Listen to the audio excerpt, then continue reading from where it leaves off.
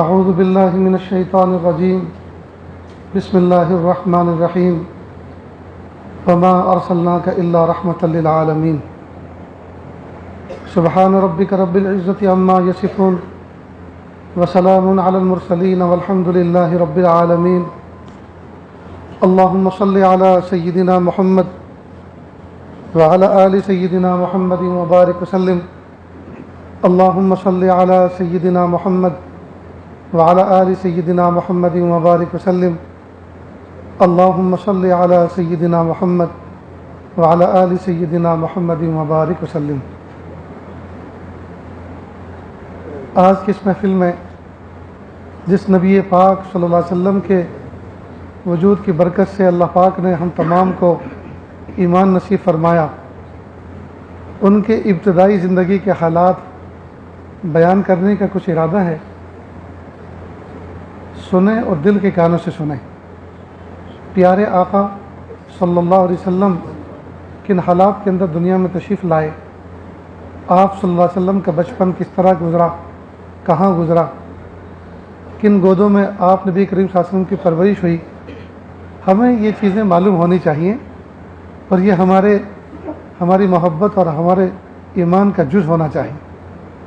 اللہ رب العزت پیارے آقا صلی اللہ علیہ وسلم سے ہمیں ٹوٹ کر محبت کرنے کی توفیق عطا فرمائے۔ مکہ مکرمہ میں ایک شخص تھا جس کا نام تھا ہاشم۔ اس کے ہاں ایک بچے کی پیدائش ہوئی۔ پیدائشی طور پر اس بچے کی پیشانی پہ آگے کی طرف بال کچھ سفید تھے، تو ان بالوں کو دیکھ کر سب نے کہا شیبہ، یہ تو بڈھا ہے۔ عربی زبان میں ایک ہوتا ہے شاب، ایک ہوتا ہے شیبہ۔ شاب کہتے ہیں جوان کو اور شیبہ کہتے ہیں بوڑھے کو۔ اس بچے کا نام شیبہ پڑ گیا۔ اللہ کی شان، اس بچے کے والد کا انتقال ہو گیا بچپن میں، تو اس کی والدہ تھی مدینہ کی۔ وہ اس بچے کو لے کر مدینہ منورہ چلی گئی۔ مدینہ ابھی صرف مدینہ تھا، منورہ نہیں تھا۔ مدینہ صرف مدینہ تھا، ابھی منورہ نہیں بنا تھا۔ بچے کو لے کے مدینہ چلی گئی۔ اب یہ بچہ وہاں پلتا رہا، بڑھتا رہا۔ کسی کام سے ایک مکہ مکرمہ کا ایک شخص جس کا نام تھا حارثی، یہ مدینہ پہنچا، اور مدینہ کے دروازے پر جو باب الداخلہ تھا، یعنی پہلے شہروں کے ارد گرد شہر پناہ دیوار ہوا کرتی تھی اور اس میں گیٹ ہوا کرتے تھے، رات کو بند ہوتے تھے، اس پہ پہرا بھی دیا جاتا تھا۔ تو ایک مدینہ منورہ میں جو انٹری کی ایک دیوار تھی، دروازہ تھا، جیسے اندر داخل ہوا وہ حارثی نام کا شخص، تو دیکھا کہ کچھ چھوٹے چھوٹے بچے وہ تیر کمان سے کھیل رہے ہیں۔ اس زمانے کے کھیل بھی اس طرح کے تھے، آج کے زمانے کا کرکٹ تو تھا نہیں کہ ہر آدمی کرکٹ بن کر اس کو کھیلتا رہتا ہے۔ یہاں کوئی بمبا تو تھا نہیں کہ بمبے میں بچے نہا رہے ہوں، کود رہے ہوں۔ اب وہ چھوٹے چھوٹے تیر کمان بنا کے کھیل رہے تھے۔ اب ایک بچے کا نشانہ برابر اپنی جگہ پہ لگتا، تو جیسے وہ لگتا تو وہ بچہ دوڑتا ہوا جاتا اور گویا جیسے اپنے کالر خود اٹھاتا اور کہتا کہ واہ واہ شاباش، تو خود اپنے آپ کو شاباشی دیتا اور کہتا میں قریشی النسل ہوں اور ہمارے تیر کبھی خطا نہیں ہوا کرتے۔ تو جب یہ حارثی نام کا شخص تھا جو مکہ سے گیا تھا، اس نے سوچا یار قریشی لوگ تو مکہ کے ہیں، یہ قریش النسل کون آ گئے یہاں؟ تو اس نے پوچھا کسی سے کہ یہ بچہ کون ہے؟ کہا یہ یتیم مدینہ ہے، یہ پیدا تو مکہ میں ہوا ہے، یہ وہاں کا ہے، لیکن یتیم ہو کر آ گیا اپنی ماں کے ساتھ مدینہ میں، تو یہ یتیم مدینہ ہے، اور اس کے ابا ایسے ایسے تھے۔ تو کہا اچھا یہ فلاں کا بیٹا ہے۔ اب وہ حارثی نام کا جو شخص تھا اپنا کام پورا کر کے مدینہ منورہ سے مکہ مکرمہ واپس آیا، اور اس نے یہاں آ کے ان کے چچا سے کہا آپ کا بھتیجا بڑا ہونہار ہے، بڑا ہوشیار ہے، اور آپ کسی طرح سے اس کو بلا لو۔ جب وہ رئیسوں کے خاندان والوں کے ساتھ، جب خاندانی افراد کے ساتھ رہے گا تو اس کے جوہر اور زیادہ کھلیں گے۔ چنانچہ اس کے چچا نے قسم کھا لی کہ میں ضرور اپنے بھتیجے کو لے کر آؤں گا۔ ان کا نام تھا مطلب۔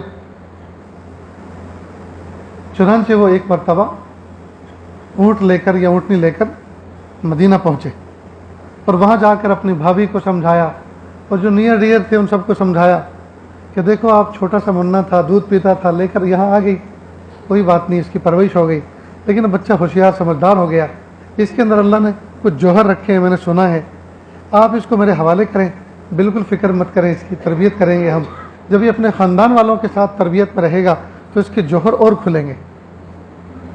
खैर वो खराजी हो गए। अब ये बच्चा उनके साथ उनकी सवारी पे पीछे बैठकर मक्का में इंटर हुआ। अब जैसे मक्का में इंटर हुआ, अब बहुत से लोग बैठे हुए थे रास्तों पर, तो अब आगे मुत्तलिब और पीछे ये बच्चा। किसी ने कहा मन हाज़ा शाब, ये जवान कौन है? मुत्तलिब जब इधर से गए थे तो अकेले थे और उधर से कोई आए हैं तो ये अजनबी को लेकर आए हैं, तो ये है कौन? कहा अब्दुल मुत्तलिब। अब्द कहते हैं अरबी ज़ुबान में ग़ुलाम को। कहा ये मुत्तलिब का ग़ुलाम है। लगता ये है कि अकेले गए थे, ग़ुलाम लेने गए थे, वहाँ से कोई ग़ुलाम रास्ते में से लेकर आए, तो अब्दुल मुत्तलिब। तो जब तक ये बच्चा पैदा हुआ था मक्का में तो इसका नाम हाशिम, इसका नाम शेबा पड़ गया था, बूढ़ा, और अब इसका नाम हो गया आज से क्या? अब्दुल मुत्तलिब, मुत्तलिब का ग़ुलाम। खैर ये बच्चा मक्का में आया, यहाँ पलता रहा, बढ़ता रहा, भरपूर जवानी को पहुँच गया। फिर इस बच्चे का निकाह हुआ, शादी हुई, और इस बच्चे ने मुख्तलिफ निकाह किए, इस जवान ने, और ये मन्नत मानी कि अल्लाह ताला मुझे 10 जवानुल उमर बेटे अता फरमाएंगे तो एक बेटा मैं अल्लाह की राह में कुर्बान करूंगा। ज़माने जाहिलियत की मन्नत थी। अल्लाह पाक ने अब्दुल मुत्तलिब को बड़ा खूबरू बनाया था, बड़े वजीह थे, ये रौब चेहरे से टपकता था, और अल्लाह पाक ने एक मकाम इनको दिया, मक्का मुकर्रमा में एक वजाहत इनको अता फरमाई। कहते हैं ना होनहार बरवा के चिकने चिकने पाट, कि जो कोई आदमी बड़ा किरदार वाला होता है तो उसके नक्श नैन बताते हैं कि ये बाकिरदार आदमी।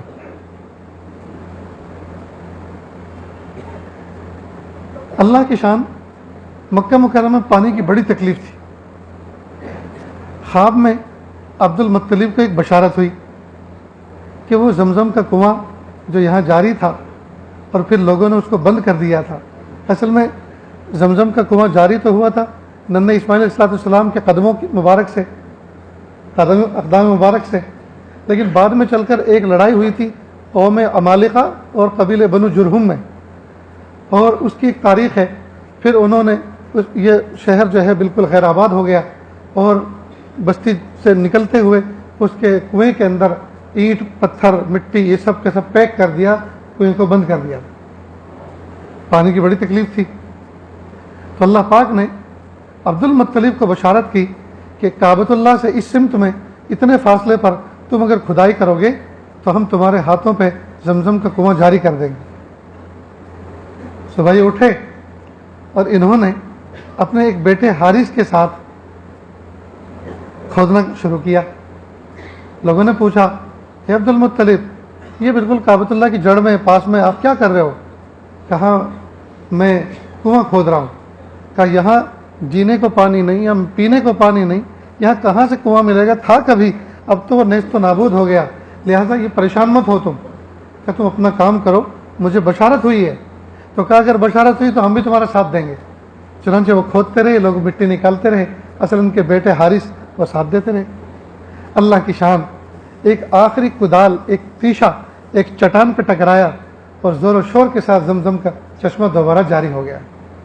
अब लोगों ने इनको बड़ा लाइक किया, बड़ा पसंद किया। अब्दुल मुत्तलिब तुम कोई मामूली आदमी नहीं हो, आप तो बड़े लक्की किस्म के आदमी हो, बड़े खुशकिस्मत आदमी हो, तुम्हारे हाथों पर जमजम का चश्मा दोबारा जारी हो गया। तो लोगों ने मिलकर इनको काबतुल्लाह का मुतवल्ली बना दिया। बड़ा एजाज़ था काबतुल्लाह का मुतवल्ली, काबतुल्लाह का खादिम। अल्लाह की शान, एक मर्तबा ख्वाब में इनको किसी कहने वाले ने कहा भाई वो जो तुमने मन्नत मानी थी कि मेरे जवानुल उमर 10 बेटे होंगे तो एक को मैं अल्लाह की राह में कुर्बान करूंगा, उसका क्या? बस ये सुबह को उठे तो मायूस बैठे हुए हैं। किसी ने पूछा क्या बात है? कहा भाई मैंने मन्नत मानी थी, लेकिन मन्नत तो मुझे पूरी करनी है, लेकिन कैसे करूं? 10 में से किसको اللہ کی راہ میں قربان کروں، یہ سمجھ میں نہیں آ رہا.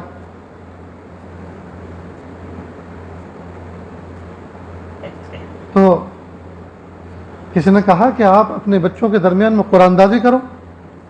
اب قرآن اندازی کی تو اس میں عبداللہ کا نام نکلا. عبداللہ بڑے خوبصورت بیٹے تھے ان کے. اب ان کی بہنوں نے کہا نہ ہمارے اس بھائی کو قربان مت کرنا، یہ تو بہت پیارا ہے. کہا سارے ہی پیارے ہیں میرے، تو جس کو بھی کروں گا اسی کے بارے میں تمہارا احتجاج ہوگا کہ اس کو مت کرنا، اس کو مت کرنا، پھر میں کروں کیسے؟ تو اس زمانے میں بہت سے کاہنوں نے، بہت سے تعبیر دینے والوں نے ان کو ایک مشورہ دیا، تم ایسا کرو کہ 10 بیٹوں میں سے آپ نے قرآن اندازی کی تو عبداللہ کا نام نکلا. اب عبداللہ کو قربان ڈائریکٹ مت کرو، تم عبداللہ اور 10 اونٹوں کے درمیان قرآن اندازی کرو. ایک طرف 10 اونٹ رکھو، ایک طرف عبداللہ. اب آپ قرآن اندازی کرو، اگر قرآن نکلتا ہے عبداللہ کے نام، پھر آپ 10 اونٹ کا اور اضافہ کرو، 20 اونٹ اور عبداللہ. پھر بھی قرآن نکلتا ہے عبداللہ کے نام تو پھر 10 کا اضافہ کرو. اب انہوں نے اس طرح کرنا شروع کیا.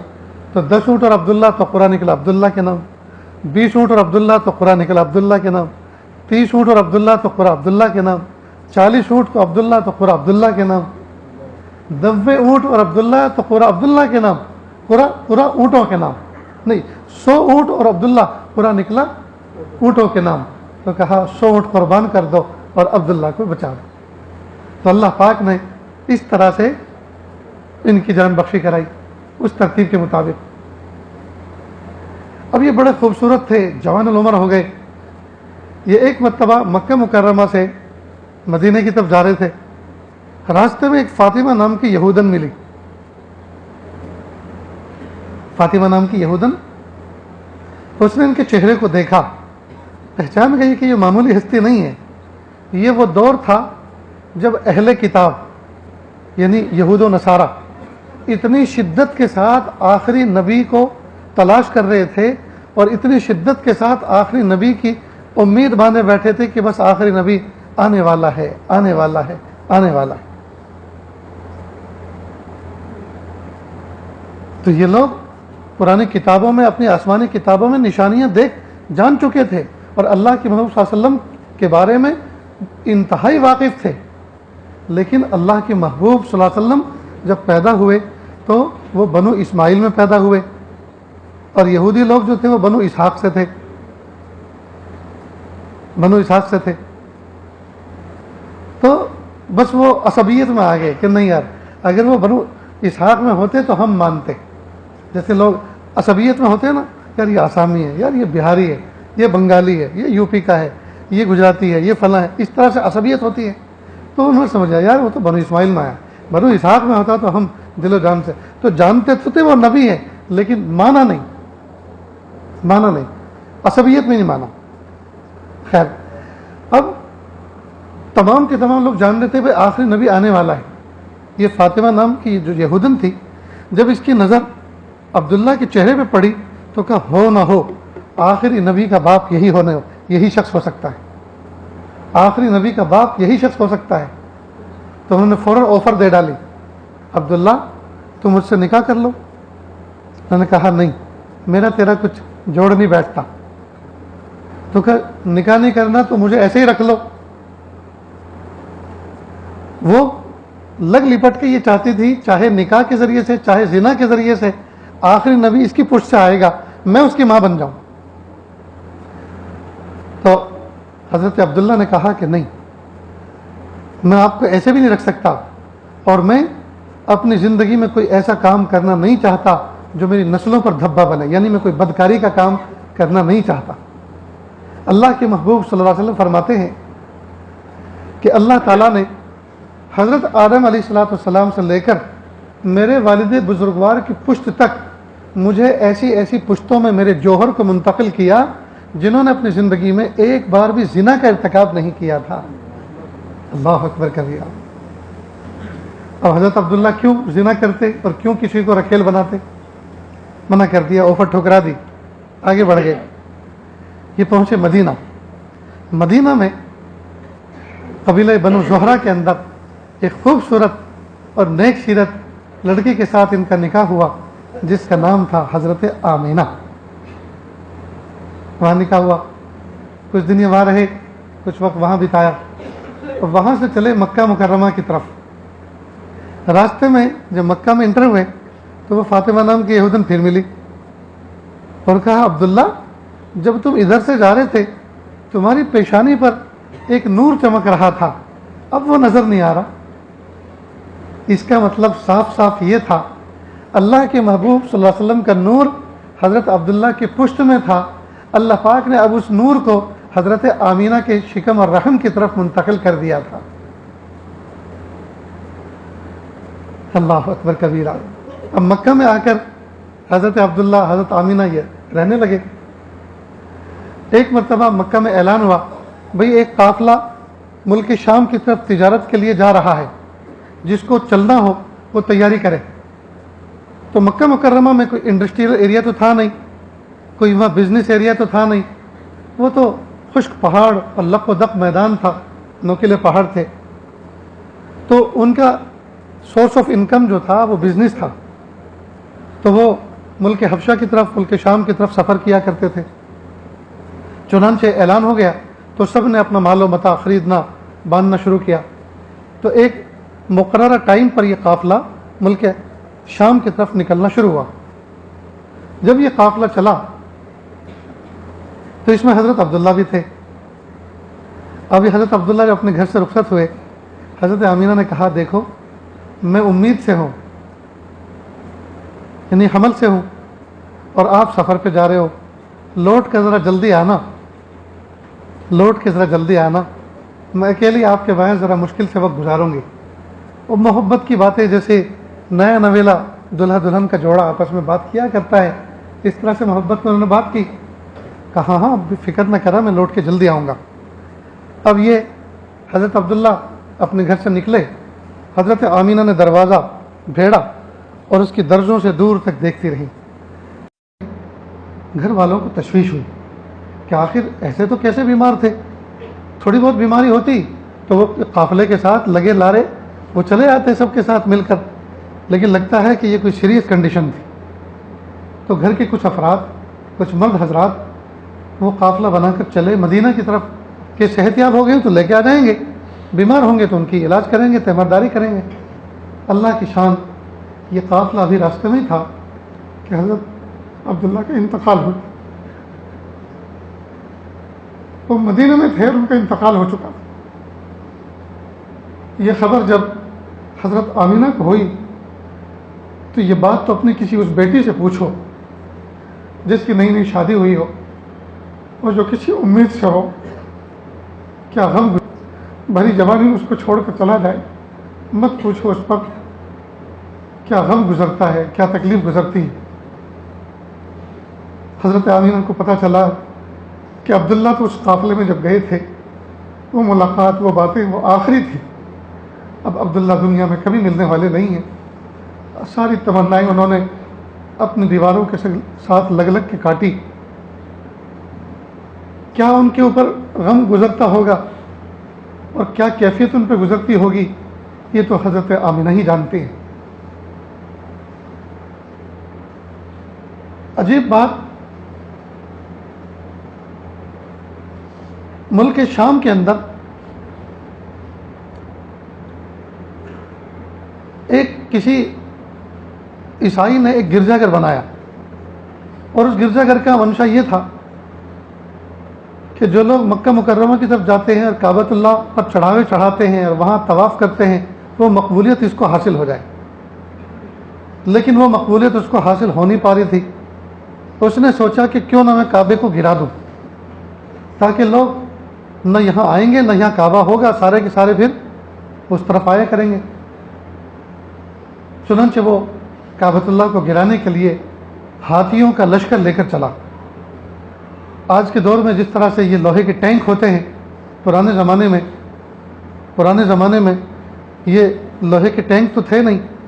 اس زمانے کے اندر ہاتھیوں کا کام بلڈوزر کا، جے سی بی کا اور ٹینکوں کا لیا جاتا تھا۔ آپ نے بہت سے قلعوں کے دروازوں پر دیکھا ہوگا، بڑی بڑی کیلیں، میخیں ان کے دروازوں پر لمبی لمبی نکلی رہتی ہیں، اور وہ بالکل نیچے 2-3 فٹ تک نہیں ہوتی بلکہ 4-5 فٹ کے بعد ہوتی ہیں۔ میں نے تو بارہا قلعوں کے دروازوں پر اور شہر پناہوں کی دیواروں کے باہر میں نے دیکھی ہیں، اور میں نے گاڑی روک روک کے اس وقت کے ساتھیوں کو بتلایا کہ غور کرو یہ کیلیں اتنی لمبی لمبی کیوں نکلی۔ اصل میں پرانے زمانے میں ہاتھی کی پشت کے ذریعے سے زور لگوا کے دروازے گرا دیے جاتے تھے، تو وہ بڑی بڑی کیلیں ہوتی تھی، ہاتھی اگر زور لگانا بھی چاہتا اس کو چبھتی تھی تو پھر وہ زور نہیں لگاتا تھا۔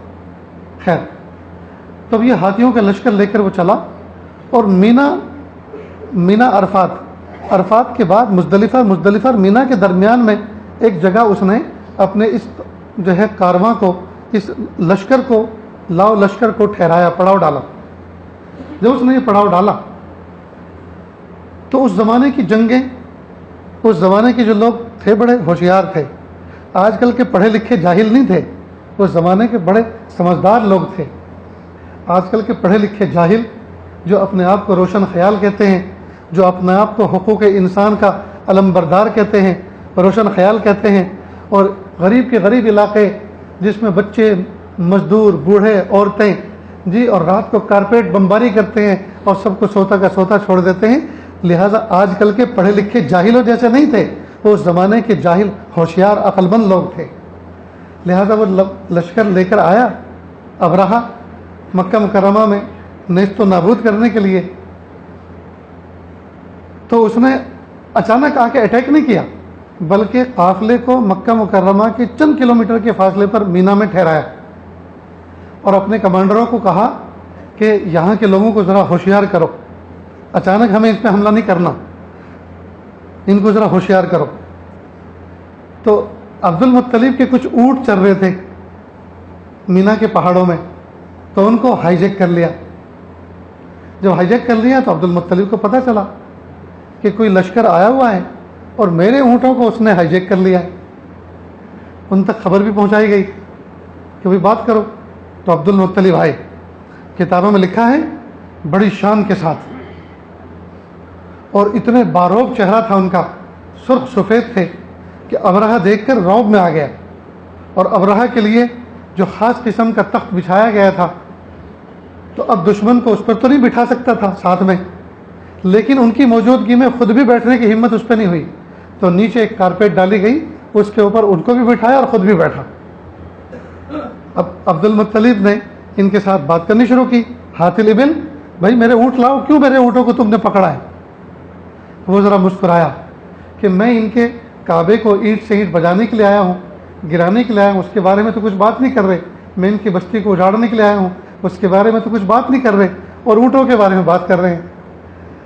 تو انہوں نے کہا کہ آپ عجیب آدمی ہیں، آپ کعبے کے بارے میں بات نہیں کر رہے اور اونٹوں کے بارے میں بات کر رہے ہیں۔ تو عبد المطلب نے عجیب تاریخی جملہ کہا، سنہری حروف سے اس کو لکھنے کے قابل ہے۔ فرمایا انا رب الابل واما البیت فانہ رب سیحمی، میں اونٹوں کا مالک ہوں لہذا اونٹوں کی بات کر رہا ہوں، رہی بات کعبہ تو کعبے کا ایک رب ہے، وہ خود اس کی حفاظت کرنا جانتا ہے۔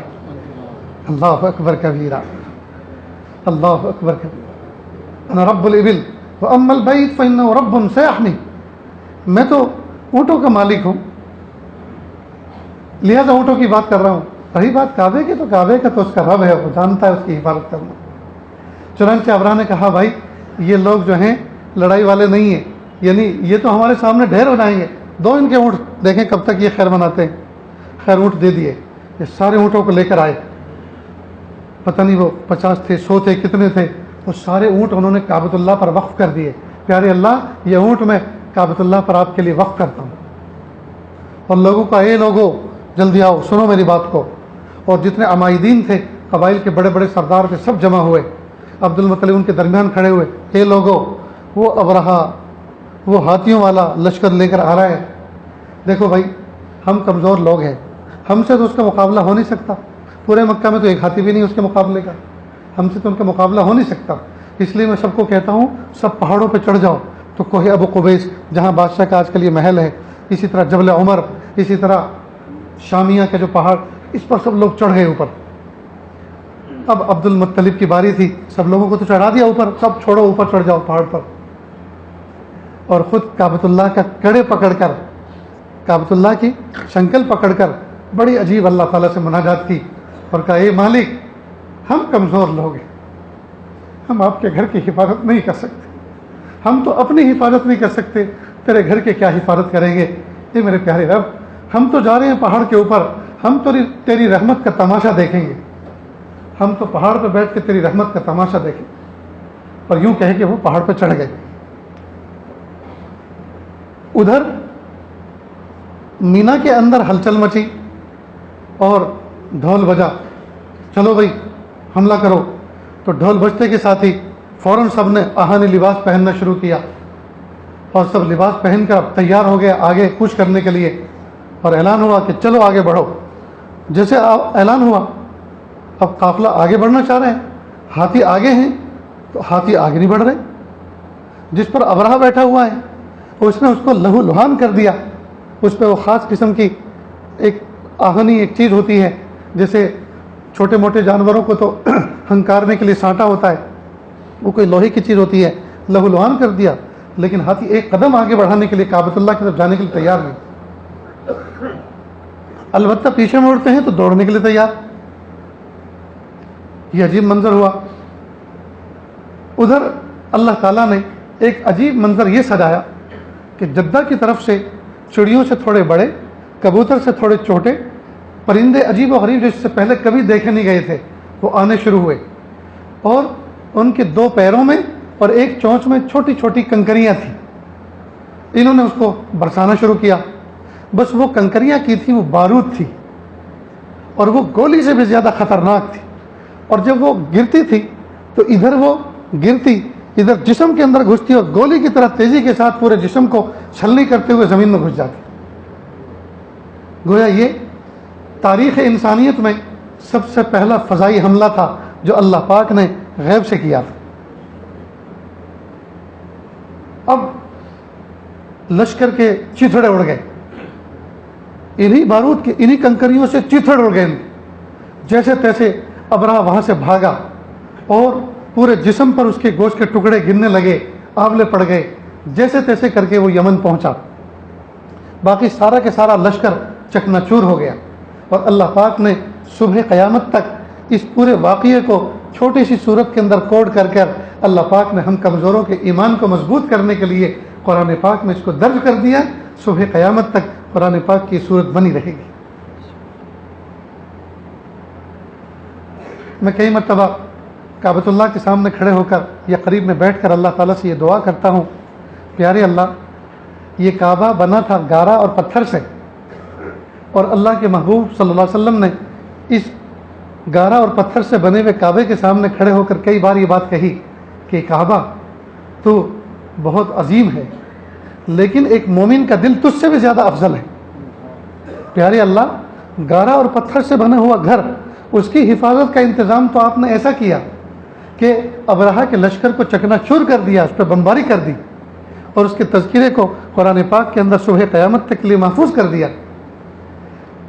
لیکن پیارے نبی نے اسی کعبے کے سامنے کھڑے ہو کر یہ کہا تھا، ایک کعبہ تو عظیم ہے لیکن مومن کا دل تجھ سے بھی زیادہ قیمتی ہے۔ اس قیمتی دل کو توڑنے کے لیے بھی تو باطل کے ایوانوں میں، کافروں اور مشرکوں کے ایوانوں میں کچھ مشورے چل رہے ہیں کہ اللہ جب آپ نے اینٹ اور پتھر، گارے اور پتھر سے بنے ہوئے کعبے کی حفاظت کر کے دکھا دی، یا اللہ اس سے زیادہ قیمتی مومنوں کے دلوں کو بھی ٹوٹنے سے حفاظت کر کے دکھائیے۔ یہ موقع کی مناسب دعا ہے۔ اس واقعے کے 50 یا 55 دن کے بعد، صرف 50 یا 55 دن کے بعد اللہ تعالیٰ کے محبوب صلی اللہ علیہ وسلم پیارے نبی صلی اللہ علیہ وسلم کی پیدائش ہوئی۔ اللہ کے محبوب، پیارے محبوب صلی اللہ علیہ وسلم کی پیدائش ہوئی 50 یا 55 دن کے بعد۔ اللہ اکبر، پیر کا دن تھا، ماہ ربیع الاول کی تاریخ تھی۔ 12 تاریخ میں اختلاف ہے، 12 تاریخ میں انتقال یقینی ہے، لیکن پیدائش میں اختلاف ہے، کئی قول ہیں۔ لہذا جو 12 ربیع الاول کو خوشی مناتے ہیں کہ اللہ کے نبی کی پیدائش ہوئی، وہ خوشی نہیں، اس دن یقینی طور پر غمی ہوئی تھی، اس دن یقینی طور پہ انتقال ہوا تھا۔ کس بات کی خوشی منا رہے ہیں؟ مہینہ ربیع الاول کا تھا، تہجد کا وقت تھا، صبح کا وقت تھا، اور محبوب صلی اللہ علیہ وسلم کی ربیع الاول کے مہینے میں پیدائش ہوئی۔ اللہ رب العزت نے ادھر حضرت عبداللہ کا تو انتقال ہو چکا تھا، محبوب حضرت آمینہ کے رحم میں تھے۔ حضرت آمینہ فرماتی ہیں کہ یہ بچہ اگرچہ اس کے ابا تو فوت ہو گئے تھے اور یہ دنیا میں آنے سے پہلے یتیم ہو چکا تھا، لیکن میں کیا بتاؤں اللہ پاک نے اس کو کیسا بنایا تھا۔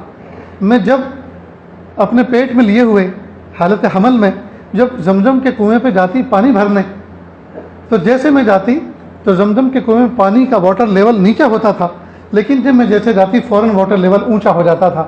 مجھے ڈول اور رسی ڈالنے کی ضرورت نہیں ہوتی تھی، بلکہ یوں کر کے برتن بھر کے میں لے آتی تھی، اور جب میں واپس لوٹتی تھی وہ پانی پھر سے نیچے چلا جاتا۔ اور جب کبھی میں چولہے میں جلانے کے لیے لکڑی لینے کے لیے جاتی، جو کانٹے دار درخت ہوتے ہیں ببول کے، لکڑی لینے کے لیے جاتی تو جو سب شاخیں ہوتی تھی وہ جھکتی تھی اور یوں کر کے جھک کے پھر کھڑی ہوتی تھی، گویا مجھے سلام کر رہی ہے۔ اور ایک عجیب بات یہ کہ جب میں دھوپ کی شدت میں گھر سے باہر نکلتی تھی تو ایک آسمان سے بادل نیچے ہوتا، ڈاؤن ہوتا، اور میرے سر پر سایہ فگن ہوتا۔ جہاں جہاں میں جاتی وہ بادل میرے ساتھ جاتا، جب میں گھر میں چلی جاتی تو وہ بادل آگے ہٹ جاتا۔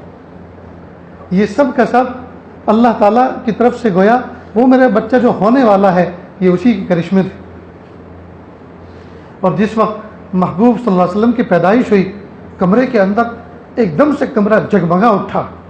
آسمان سے اس وقت اللہ تعالیٰ نے فرشتے بھیجے، آسمانی مخلوق بھیجی، فرشتے بھیجے، اور ان فرشتوں نے اللہ کے محبوب صلی اللہ علیہ وسلم کی پیدائش میں تعاون فرمایا۔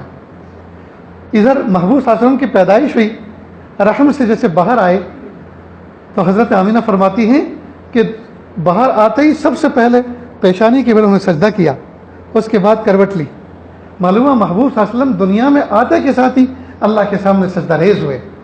اللہ اکبر کبیرہ۔ جب 6 دن کے ہوئے، 7ویں دن ان کے دادا عبد المطلب ان کو لے کر کعبۃ اللہ کا انہوں نے طواف کیا گود میں لے کر۔ آج بھی میں نے بہت سے عربوں کو دیکھا کہ اپنے نوزائیدہ بچے کو وہ نلا دھلا کر صاف کپڑے پہنا کر اس کو کعبۃ اللہ کے طواف کرواتے ہیں۔ کعبۃ اللہ کا طواف کروایا، جب طواف کروایا تو جس نے بھی ان کو چہرے کو دیکھا بڑی تعریفیں کی، بھائی ایسا بچہ، جی چاند جیسا مکھڑا، اتنا خوبصورت، ایسا بچہ تو ہم نے کبھی نہیں دیکھا۔ تعریفیں خوب ہوئیں تو ان کا نام محمد رکھا گیا۔ اللہ اکبر کبیرہ۔ جب ان کا نام محمد رکھا گیا، اللہ کی شان، اب انہوں نے ماں کی چھاتی سے دودھ پینا شروع کیا۔ قریب میں طائف نام کی ایک آبادی ہے جہاں کا بالکل موسم ڈیفرنٹ ہے مکہ مکرمہ کے مقابلے میں، بلکہ طائف کا کلائمیٹ ملک شام سے زیادہ میچ کھاتا ہے۔ یہاں شدید گرمی ہوتی ہے اور وہاں بہترین نارمل ہوتا ہے، بہترین بارش برستی ہے۔ میں کئی مرتبہ الحمدللہ طائف گیا ہوں، بلکہ اس مرتبہ اللہ کے محبوب صلی اللہ علیہ وسلم نے جہاں طائف میں وقت گزارا تھا، قبیلہ بنو سعد، کئی مرتبہ وہاں بھی جانا ہوا، لیکن اس مرتبہ رمضان شروع ہونے سے ایک دن پہلے میں جب عمرے کے سفر سے واپس آیا تو طائف بھی گیا تھا، اور اب کی بار طائف کے اس قبیلے کا مہمان بنا، اس قبیلے کے آدمی کا پہاڑ پہ مہمان بنا جس نے مجھے اپنی بکری کا دودھ پلایا۔ اور میں نے پوچھا کہ حضرت اللہ کے محبوب صلی اللہ علیہ وسلم طائف میں آئے تھے اور حضرت حلیمہ کی چھاتی سے انہوں نے دودھ پیا، تو کہا وہ ہمارے قبیلے سے تھی، وہ ہمارے قبیلے سے تھی۔ میں نے کہا سبحان اللہ، اللہ کے محبوب صلی اللہ علیہ وسلم نے بھی آپ کے قبیلے میں آ کے دودھ پیا اور ہم نے بھی آپ کے قبیلے میں آ کے دودھ پیا۔ فرق بس اتنا ہے کہ انہوں نے حضرت حلیمہ کی چھاتی سے دودھ پیا اور ہم نے آپ کی بکریوں کا دودھ پیا ہے۔ وہ کتنی گہری مشابہت ہے۔ خیر ہم نے ان کو کچھ جو ہے چلتے ہوئے ان کا شکریہ ادا کیا، ہمارے ساتھی نے ان کو ہدیہ پیش کیا، بڑی مشکل سے انہوں نے اس کو لیا۔ بہرحال تو طائف کی کچھ عورتیں، 11-12 عورتیں، وہ مکہ مکرمہ چلیں، اور اس لیے چلی کہ یہاں کے امیروں کے بچوں کو ہائر کریں اور ان کو دودھ پلائیں۔ پرانے زمانے میں یہ دستور تھا کہ وہ بچوں کو دودھ پلانے کے لیے لے جاتی تھی اور 2 سال دودھ پلا کر ان کو حق الخدمت ملتا تھا، اور بچوں کی پرورش بھی اچھی ہوتی تھی، اور دیہاتوں کے اندر ان کی پرورش، تو شہروں کے بچے دیہات میں پلتے تھے۔ اسی دستور کے مطابق طائف کی کچھ عورتیں مکہ میں آئیں۔ ان عورتوں میں ایک غریب سی عورت اپنے شوہر، اس کا نام بھی حارث، اپنے شوہر کے ساتھ ایک کمزور سا ٹٹو اور ایک اونٹنی کمزور سی اس کو لے کر چلے۔ ٹٹو کے اوپر ان کا سامان تھا اور اونٹنی پر وہ دونوں بیٹھے ہوئے تھے، اور وہ مکہ مکرمہ میں آئے۔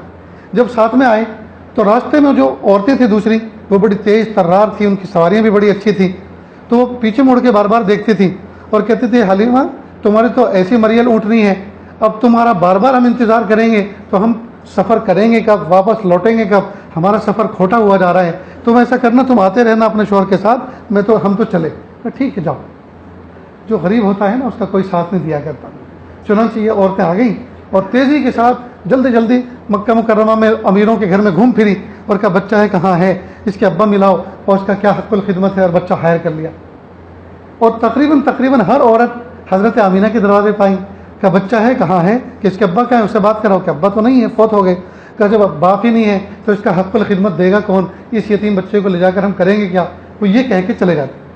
جب وہ یہ بات کہتی ہے تو حضرت آمینہ کے دل پر ایک چوٹ لگتی، ایک کاش آج عبداللہ ہوتے تو آج میرے بچے کو اس طرح سے تانے نہ سننے پڑتے کہ یتیم کی اولاد ہے، اس کا کون حق الخدمت دے گا۔ اللہ کی شان۔ حضرت آمینہ آخر میں آئیں، بچے تو سب کے ہائر ہو چکے تھے، آخر میں اس گھر پر آئیں، کہا بچہ ہے کہاں ہے، کہا اس کے ابا کہاں ہے، کہ ابا تو نہیں ہے، بچہ تو یتیم ہے۔ کہا آپ بچہ دکھاؤ تو صحیح۔ تو اللہ کے محبوب صلی اللہ علیہ وسلم کو گودڑی میں سوئے تھے، گودڑی میں لپٹے ہوئے تھے، آپ صلی اللہ علیہ وسلم کو ان کی گود میں دکھایا گیا، وہ حجرے سے باہر کو لے کر آئی اور جیسے گودڑی چہرے سے ہٹائی تو آپ صلی اللہ علیہ وسلم مسکرائے، آنکھیں کھولی اور اسمائل دی۔ آپ صلی اللہ علیہ وسلم نے مسکراہٹ بکھیری، بس حضرت آمینہ کے دل میں گھر کر گئی وہ مسکراہٹ۔ فوراً اپنے شوہر حارث سے کہا حارث بچہ یتیم ہے، اگرچہ ہمیں کسی زیادہ مال کی توقع تو نہیں ہے، کوئی زیادہ توقع تو نہیں ہے، لیکن لے لیتے ہیں، اللہ تعالیٰ ہمیں اس میں برکت عطا فرمائیں۔ نہیں، جب یہ بات کہی تو حارث نے کہا لے لو۔ حضرت حلیمہ نے کہا کہ باپ تو نہیں ہے، بچہ یتیم ہے، اگرچہ ہمیں کوئی مال کی توقع تو نہیں ہے، لیکن بچے کو لے جاتے ہیں، بڑا خوبصورت ہے، کچھ نہ ملا تو اس کی مسکراہٹ تو ملا کریں گے۔ حارث نے کہا لے لو، یہ یتیم بچہ ہے، اللہ اس میں ہمیں برکت عطا فرمائیں گے۔ تو دیکھو برکت کے الفاظ کہے، معلوم ہے کتابوں میں لکھا ہے اللہ پاک نے ان چالاک، عیار، ہوشیار ان عورتوں کی چھاتی سے دودھ پلانا پسند نہیں کیا جن کی نظر مال پر تھی، اللہ پاک نے اس غریب خاتون کی چھاتی سے دودھ پلانا پسند کیا اس کی نظر آمینہ کے لال کے چہرے پر تھی اور ان کے شوہر کی نظر مال پہ نہیں تھی بلکہ برکت پر تھی۔ اب معاملہ طے ہوا۔ اب یہاں ایک عجیب معاملہ سجا، میں جب غور کرتا ہوں، آپ بھی غور کریں تو یہ بات سمجھ میں آئے گی کہ حضرت عبداللہ ہے نہیں، بچے کو بھیجا جا رہا ہے 2 سال کے لیے، باپ ہوتا سینے سے لگا تھا، بار بار بچے کو چومتا، پیشانی کو بوسہ دیتا، اپنے ہاتھ سے سوار کرتا اور نہ جانے آنے والوں کو لے جانے والوں کو کیا کچھ نہال کر دیتا۔ اب ادھر حضرت آمینہ، حضرت عبداللہ ہے نہیں، اب اللہ کے محبوب صلی اللہ علیہ وسلم کی گدڑی لپیٹ رہی ہیں، ان کا جھولا تیار کر رہی ہیں، سفر کا سامان سفر کا تیار کر رہی ہیں، پہننے کے کپڑے لپیٹ رہی ہیں۔ اب محلے کے سب لوگ جمع ہو گئے، یتیم مکہ جا رہا ہے طائف کی طرف اور وہاں اس کی پرورش ہوگی، ہر ایک کی آنکھوں میں آنسو ہے، حضرت آمینہ دل برداشتہ ہیں۔ یہاں ایک معاملہ اور سجا، وہ یہ کہ اونٹنی کو بٹھایا گیا۔ عام طور پر دوسرے جانوروں کو تو کھڑے کھڑے لوگ اس پہ بیٹھ جاتے ہیں، سوار ہو جاتے ہیں، لیکن اونٹ ایسا جانور ہے کہ اس کو بٹھایا جاتا ہے اور یہ اپنے مسافر کو، اپنے سوار کو بٹھا کر سوار کر کے پھر کھڑا ہوتا ہے۔ اب وہ اونٹنی بیٹھی، اور جب اونٹنی بیٹھی تو آگے حارث بیٹھے، پیچھے دائی حلیمہ اور بیچ میں اللہ کے محبوب صلی اللہ علیہ وسلم گود میں سینے سے لگ کر۔ اب اونٹنی اٹھنے کا نام نہیں لے رہی، بار بار اٹھا رہے ہیں، ڈانٹ رہے ہیں، لیکن اٹھنے کا نام نہیں لے رہی۔ اب حضرت حلیمہ نے سوچا اس وقت تو میری سہیلیوں نے تانا دیا تھا راستے میں مریل سواری لے کے چلیو، یہاں مکہ کے لوگ مجھے تانا دیں گے کہ آئے بچے کے لینے کے لیے اور تمہارے پاس ڈھنگ کی سواری تو ہے نہیں، کیا تم بچے کی حفاظت کرو گے؟ تو ان کے دل میں احساس ہوا، فوراً ان کے دل میں ایک بات آئی کہ حارث تم پیچھے بیٹھو، میرے پیچھے بیٹھو۔ تو پہلے سب ترتیب کیا تھی، آگے حارث، ان کی پشت کے پیچھے اللہ کے نبی اور پیچھے حضرت آمینہ۔ تو حضرت اللہ کے محبوب صلی اللہ علیہ وسلم کی طرف کسی کی پشت ہو رہی تھی، اور اب جو ترتیب بنی، پیچھے حارث، آگے حضرت حلیمہ، اور حضرت حلیمہ کی گود میں محبوب صلی اللہ علیہ وسلم، اور وہ سب سے آگے 1 نمبر پر۔ جیسے یہ ترتیب بنی، فوراً اٹھنی کھڑی ہوئی اور تیزی سے چلنا شروع کیا۔ اس میں اشارہ اس بات کی طرف تھا کہ تم نے اس کائنات کے سردار کو کسی کی پشت کے پیچھے بٹھایا، یہ سردار ہے کائنات کا، اس کو وہ مقام دو جو سردار کو سجتا ہے، اس کو آگے بٹھاؤ۔ چنانچہ محبوب بالکل آگے تھے۔ جب میں طائف جاتا ہوں تو ان پہاڑوں کے راستوں میں بس چاروں طرف سمجھ نہیں آتی پیارے اللہ اس پہاڑ کے نیچے سے بھی اونٹ گزرا ہوگا، یہاں سے بھی گزرا ہوگا، یہاں محبوب نے بھوک میں کلکاری لگائی ہوگی، یہاں اللہ کے محبوب صلی اللہ علیہ وسلم نے یہاں روئے ہوں گے، یہاں حضرت حلیمہ نے سینے سے لگایا ہوگا، یہاں قافلہ بیٹھا ہوگا، یہاں محبوب کو گود سے اتارا ہوگا، یہاں صفائی ستھرائی کی ہوگی۔ بس پورا راستہ قافلہ، پورا طائف کا راستہ ہمارا تو ایسا گزرتا ہے۔ اور جب حضرت حلیمہ نے ان کو سواری پہ بٹھایا اور تیزی سے چلنا شروع کیا تو ابھی تھوڑے فاصلے پر وہ پہنچی تھی، دیکھتی ہیں کہ وہ عورتیں جو آگے گئی تھیں ان کا قافلہ بھی مل گیا۔ ساری عورتوں نے کہا حلیمہ تم تیزی کے ساتھ ہمیں آ کر تم نے پا لیا، کیا تم نے سواری بدل دی اپنی؟ کہ نہیں، سواری تو وہی ہے جو پہلی تھی، البتہ سوار بدل گیا ہے۔ سواری تو وہی ہے، سوار بدل گیا۔ اللہ کے محبوب صلی اللہ علیہ وسلم کو کیا وہ لے کر گئیں، گویا برکتوں کا خزانہ لے کر گئیں۔ اونٹنی میں طاقت آ گئی۔ حضرت حلیمہ فرماتی ہیں میرے باڑے میں جو بکریاں بندھی ہوئی تھیں وہ کمزور تھی، لاغر تھی، بکریوں کے تھن دودھ سے بھر آئے، میرا گھر بھرتا باہر بھر گیا رحمتوں اور برکتوں سے۔ اللہ کے محبوب صلی اللہ علیہ وسلم طائف میں پرورش پانے لگے۔ وہ کچھ دیواروں کا کے نشانات، کچھ پتھر منڈیر کے آج بھی موجود ہیں، جس کے آنگن میں اور جن چہار دیواری کے درمیان اللہ کے محبوب صلی اللہ علیہ وسلم نے اپنی زندگی کے بچپن کے دن گزارے تھے۔ وہاں جا کے بیٹھا، مجھے ایسا لگتا تھا جیسے محبوب صلی اللہ علیہ وسلم بس یہی گھوم رہے ہیں، یہی پاؤں پاؤں چل رہے ہیں، اور یہاں اس پہاڑ پہ بھی چلے گئے ہوں اور یہاں تک بھی چلے گئے ہوں گے۔ بس آدمی جا کر وہاں عجیب و غریب اس کی کیفیت ہوتی ہے۔ خیر وہاں وقت گزرتا رہا یہاں تک کہ اللہ کے محبوب صلی اللہ علیہ وسلم کی 2 سال کی مدت پوری ہو گئی۔ اب ان کو واپس کرنا تھا، لیکن حضرت حلیمہ کسی نہ کسی بہانے سے یہ مدت ایکسٹینڈ کر لیتی تھی تاکہ زیادہ سے زیادہ محبوب کو ہم پرورش کر سکیں۔ تو تقریباً 5.5-6 سال کا عرصہ اللہ کے محبوب صلی اللہ علیہ وسلم نے طائف میں گزارا۔ ایک مرتبہ عجیب بات ہوئی، حضرت حلیمہ رضی اللہ عنہا کی ایک بیٹی تھی شیمہ کو کہا شیمہ تمہارے ابو کسی کام سے گئے ہیں، مجھے گھر کا کام کاج سمیٹنا ہے، بکریاں ممیاری ہیں، بھوکی ہیں، جلدی سے ان کو چرا کے لے کر آؤ۔ تو انہوں نے کہا شیمہ نے امی میرے بھائی محمد کو ساتھ بھیجو۔ کہ دیکھو ضد مت کیا کرو تم، یہ اکلوتا بچہ ہے، ابو فوت ہو گئے ہیں، خدا نخواستہ کچھ ہو گیا تو ہم ان کے گھر والوں کو کیا جواب دیں گے؟ کہ امی جب میں اپنے بھائی محمد کو لے کر جاتی ہوں تو بکریاں جلدی چارہ چل لیتی ہیں، اور جب میں اپنے بھائی محمد کو گود میں لے کے بیٹھتی ہوں تو ساری بکریاں میرے ارد گرد حلقہ لگا کے بیٹھ جاتی ہیں اور وہ جگالتی رہتی ہیں اور میرے بھائی محمد کے چہرے کو دیکھتی رہتی ہیں۔ اب اس نے ایسی بات پیاری بنائی کہ ماں کو پھر آگے کوئی راستہ نہیں تھا، کہا تو بہت بتون ہے، جا لے کے جا تجھے۔ خیر وہ اللہ کے محبوب صلی اللہ علیہ وسلم کو لے کر گئی۔ وہیں حضرت حلیمہ کا جو گھر ہے وہ پہاڑی ٹیلا ہے، نیچے نشیب میں کو بائیں طرف کو ایک میدان ہے، آج بھی ہے وہ۔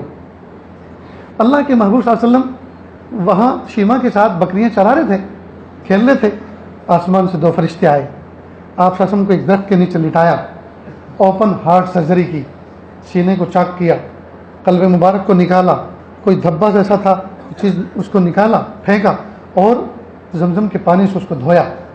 اور یہ کاروائی 1 سے زیادہ مرتبہ آپ صلی اللہ علیہ وسلم کے ساتھ ہوئی ہے زندگی میں۔ جیسے یہ ہوا شیمہ تیزی سے دوڑی، امی میرے بھائی کے ساتھ کچھ ہو رہا ہے۔ ادھر حارث بھی آ چکے تھے، دوڑے وہ کہ دیکھے کیا ہوا، تو دیکھتے کیا ہے کہ آسمان کی طرف وہ فرشتے اڑتے ہوئے جا رہے ہیں، اور اللہ کے محبوب صلی اللہ علیہ وسلم ایک طرف سہمے ہوئے، ڈرے ہوئے سے کھڑے ہوئے۔ انہوں نے دونوں نے سینے پہ ہاتھ لگایا، دیکھا کچھ کٹن پھٹن تو نہیں ہے۔ خیر ان کو گود میں اٹھایا، سینے سے لگا کے گھر لے کر آئے، اور شاید دوسرے ہی دن فوراً یہ قافلہ چلا مکہ کی طرف، اور حضرت آمینہ سے کہا کہ دیکھو اب اس دولت کو ہم رکھنے کے قابل نہیں ہیں، ان کی حفاظت ہم نہیں کر سکتے، ایسا واقعہ ہوا ہے۔ تو انہوں نے فرمایا کہ یہاں ایک وبائی بیماری پھیلی ہوئی ہے، کوئی بات نہیں، تم اس کو لے کر جاؤ اور اس واقعے سے مت گھبراؤ، جب یہ میرے شکم میں تھا، پیٹ میں تھا، نہ جانے میں نے کیا کیا چیزیں دیکھی ہیں، لہٰذا یہ تو کوئی ہستی اور ہے، تم اس کے بارے میں بالکل فکر مت کرو، اللہ اس کی حفاظت فرمائیں۔ پھر دوبارہ پھر خیر 6 سال کی جب مدت ہوئی، اس کے بعد اللہ کے محبوب صلی اللہ علیہ وسلم کو حضرت آمینہ لے کر مدینہ طیبہ تشریف لے گئیں۔ یہ غالباً پہلا ان کا سفر تھا شوہر حضرت عبداللہ کے انتقال کے بعد، اس لیے لے کر گئیں تاکہ اس تحفے کو بھی دکھائیں کہ یہ میرا بچہ ہے محمد نام کا، اور اس کو ننیال کا تعارف کرائیں کہ تمہارے کون کیا لگتے ہیں، ننیال بھی دکھائیں، بچے کو بھی دکھائیں۔ اس کے بعد واپس آئیں۔ اللہ کی شان حضرت آمینہ پیارے محبوب صلی اللہ علیہ وسلم کو لے کر گئی تھی، اور اپنے ساتھ میں ایک باندھی بھی تھی، 3 افراد پہ مشتمل قافلہ تھا۔ اللہ کی شان ابھی راستے میں مدینہ منورہ کے قریب مقام ابوا پر تھیں، اور وہاں جا کر حضرت آمینہ کے سینے میں شدید درد ہوا، بہت تکلیف ہوئی۔ اللہ کے محبوب صلی اللہ علیہ وسلم 6 سال کے بچے تھے اور ٹکٹکی باندھ کے دیکھ رہے تھے کہ کوئی ہستی زندگی کی بازی ہار رہی ہے، تو رونے لگے۔ حضرت آمینہ کو اتنا شدید درد تھا، حضرت مولانا طارق جمیل صاحب دامت برکاتہ فرماتے ہیں کہ مجھے جب سینے میں درد ہوا تھا، ہارٹ اٹیک ہوا تھا، تو میں بول نہیں سک رہا تھا، مجھے لگتا ہے حضرت آمینہ بھی بول نہیں پا رہی تھی، لگتا یہ ہے کہ ان کو اٹیک آیا تھا، لیکن انہوں نے پوری جسم کی ہمت کو جمع کر کے ایک مرتبہ بڑی ہمت کے ساتھ یہ بات کہی، میرا بیٹا بہت پیارا ہے، ہر نئے کو پرانا ہونا ہے، ہر نئے کو پرانا ہونا ہے، اور ہر زندہ کو مرنا ہے، اور میرا بیٹا بہت پیارا ہے، یہ اپنی زندگی میں دنیا کو روشن کر کے رکھے گا۔ اور یہ آخری الفاظ کہے اور انتقال کر گئے۔ اللہ کے محبوب صلی اللہ علیہ وسلم بہت روئے۔ حضرت ایمن یہ اللہ کے محبوب صلی اللہ علیہ وسلم کی والدہ کی خادمہ تھی، اور انہوں نے بھی اللہ کے محبوب صلی اللہ علیہ وسلم کو اپنی چھاتی سے دودھ پلایا تھا، یہ بھی رضائی ماں تھی، انہوں نے ان کو بہت پیار دیا۔ پتہ نہیں کس طرح سے قبر کھودی گئی اور حضرت آمینہ کو دفن کیا گیا، قبر کے اوپر پتھر رکھ دیے گئے۔ جب چلنے لگی ایمن تو اللہ کے محبوب صلی اللہ علیہ وسلم قبر سے چمٹ گئے اور کہا امی میں آپ کے بغیر نہیں رہ سکتا، امی میں آپ کے بغیر نہیں رہ سکتا۔ حضرت ایمن نے ان کو پیار دیا، ان کو ہاتھ پکڑ کے اٹھایا، لے کے چلی، پھر انہوں نے ہاتھ چھڑایا، پھر جا کے قبر سے چمٹ گئے، امی میں آپ کے بغیر نہیں رہ سکتا، امی میں آپ کے بغیر نہیں رہ سکتا۔ حضرت ایمن نے پیار دیا، نہ جانے کیسے کیسے ان کو لے کر آئیں۔ 8 دن کا یا 6 دن کا سفر تھا ابوا سے مکہ مکرمہ تک۔ حضرت ایمن فرماتی ہیں راستے بھر محبوب صلی اللہ علیہ وسلم 6 سال کی عمر رکھنے والا بچہ راستے بھر روتے رہے۔ جب مکہ میں داخل ہوئے کوئی ہستی ایسی نہیں تھی جس کو باپ کہہ کے پکارا جا سکے، جس کو ماں کہہ کے پکارا جا سکے۔ بہرحال یہ اللہ کے محبوب صلی اللہ علیہ وسلم کی ابتدائی مختصر سی سیرت تھی جو آپ کے سامنے بیان کی۔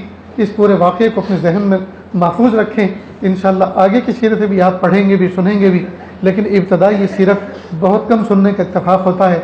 میں نے بھی بہت زمانے کے بعد، لاک ڈاؤن کا زمانہ ہوا اور بیانات کا سلسلہ بھی رکا، اعتکاف کا سلسلہ بھی رکا، 2 سال کے بعد میں نے یہ سیرت کا موضوع آپ کے سامنے چھیڑا۔ بہرحال ہمیں چاہیے ہم پیارے محبوب صلی اللہ علیہ وسلم سے ٹوٹ کر محبت کریں۔ اللہ کے محبوب صلی اللہ علیہ وسلم نے بڑے مجاہدے قربانیاں برداشت کی ہیں ہماری خاطر۔ اللہ کے محبوب صلی اللہ علیہ وسلم نے وطن چھوڑا، ماں باپ کا غم سہا، وطن چھوڑنے کا غم سہا، اور بیوی کے فوت ہونے کا غم سہا، اور نہ جانے کیا کیا غم سہے، تب جا کے اس امت کو اللہ کے محبوب صلی اللہ علیہ وسلم نے اس کی نگرانی فرمائی۔ سارے غم اللہ پاک نے اس لیے دیے تھے تاکہ دوسرے غمگین لوگوں کا غم اور اس کا درد احساس کر سکیں کہ غم اور درد کس کو کہتے ہیں۔ لہذا دوستو اس بات کا ہمیں احساس ہونا چاہیے کہ پیارے آقا صلی اللہ علیہ وسلم نے ہمارے لیے کتنی قربانیاں دی ہیں۔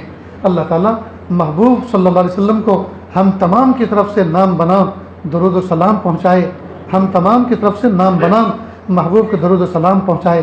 اللہ تعالیٰ محبوب صلی اللہ علیہ وسلم کے درجات کو بہت بلند فرمائے۔ وآخر دعوانا ان الحمدللہ رب العالمین۔ تھوڑی سی دیر کے لیے آنکھوں کو بند کر لیں، سر کو جھکا لیں، دنیا اور دنیا میں جو کچھ ہے اس سے ہٹ کٹ کے اللہ کی یاد میں ڈوب جائیں۔ نیت کریں اللہ کی رحمت آ رہی ہے، میرے دل میں سما رہی ہے، میرے دل سے گناہوں کی ظلمت و سیاہی دور ہو رہی ہے، میرا دل کہہ رہا ہے اللہ اللہ اللہ۔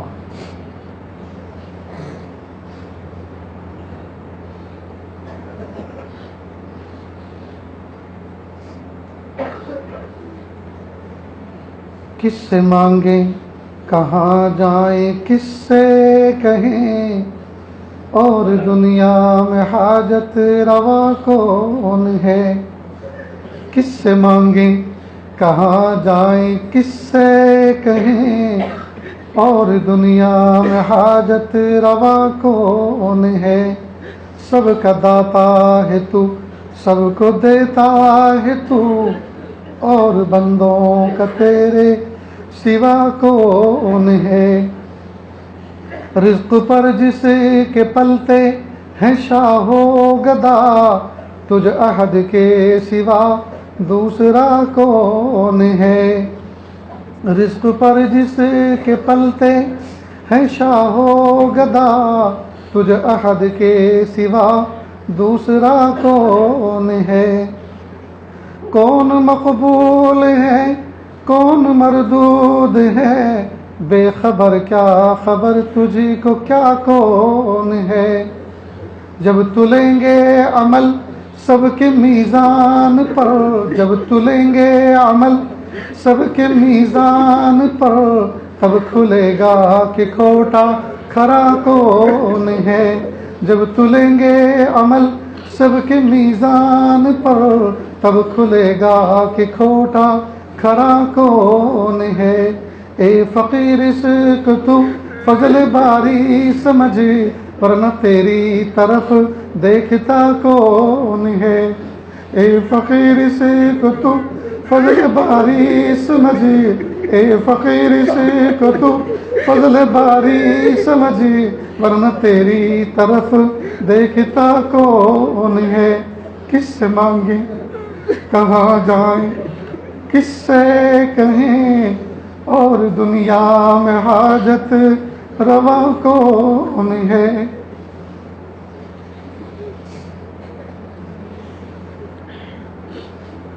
لا الہ الا اللہ سبحان الملک الاعلی الوہاب۔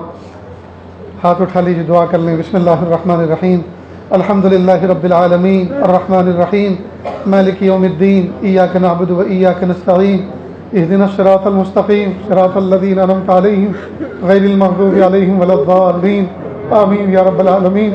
اللہ جی، یہ ہاتھ اٹھائے جانے کے قابل نہیں اور یہ زبان کچھ سوال کرنے کے قابل نہیں۔